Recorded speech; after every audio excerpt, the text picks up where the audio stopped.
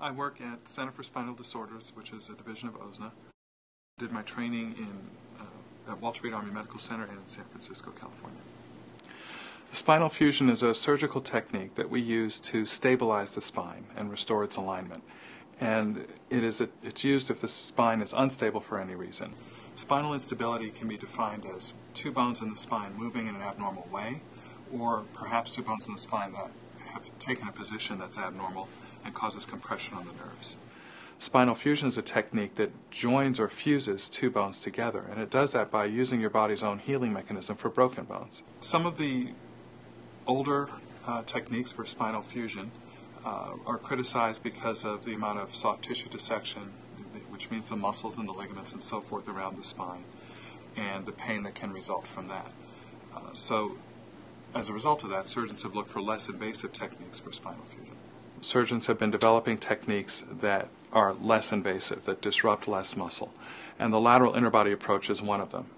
There was a standard, and still is a standard, open approach from the side where we make a longer incision and go through the muscles. The lateral interbody approach is only 1 or 1.5 inches long and goes down to the spine through the side, getting to the front half of the spine but from a side direction, and places an implant or spacer there to lift the bones up, restore height, restore alignment, and bone graft or other material in the spacer to get the bones to heal and fuse together. Nerve injury is a risk of any spinal surgery, and with lateral interbody surgery, there are nerves next to the spine that are at risk. With this technology, we use nerve monitoring during the surgery to tell how close we are to the nerves or if we're causing any nerve irritation, and it allows us to avoid injuring the nerves in most cases. The overall risks of any spine surgery are injury to nerves, in rare cases even paralysis, infection, bleeding, and other complications. The risks of interbody fusion lateral approach include injury to anything that's near the spine, so major blood vessels and other structures. So it's a technique that should be used by an experienced surgeon who's experienced both with more open standard techniques and the unique anatomy and some experience with the lateral interbody technique. The decision from which particular fusion technique to use has got to be tailored to the individual patient. This technique is one tool and one way of doing the surgery, and for some patients is the best, but for other patients isn't the ideal solution. Also, what levels are we trying to do? Because the lateral interbody technique, because it must come above the pelvis, can't reach the lowest disc in the spine, and in some patients can't reach the second lowest disc.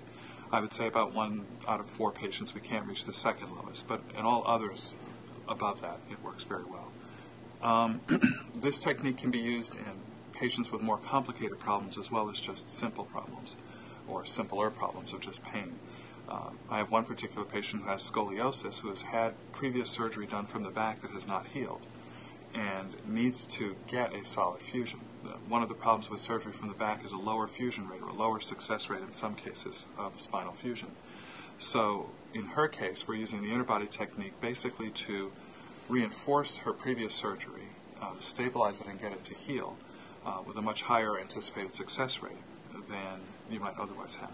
And interbody fusion can be done directly from the front or from the side with this technique. And in some cases, interbody fusion can be done from the back. So there are a lot of different options. This technique has the advantage of a smaller incision, a faster healing time, and generally speaking, lower risks.